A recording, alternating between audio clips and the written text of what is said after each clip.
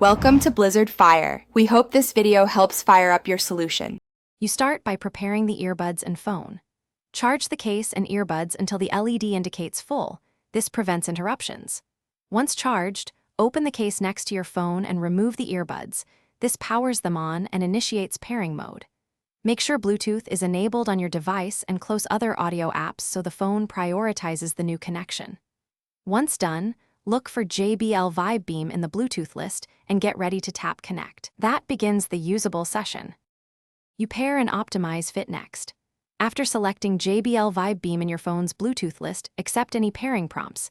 This links profiles and grants media access.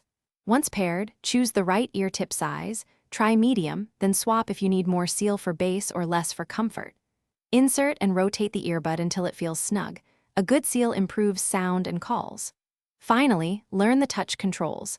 Light taps for play and double taps for calls. Make sure gestures respond consistently. You finish by making use habitual and knowing one fix. After use, place both earbuds in the case. That automatically powers them off and charges them for the next session. If audio cuts or pairing fails, put the buds in the case, then press and hold the touch areas for about 10 seconds to reset and clear pairing, then repair to your device. If problems persist, open the JBL app and install firmware updates. This often resolves stability issues and improves performance so you stay connected.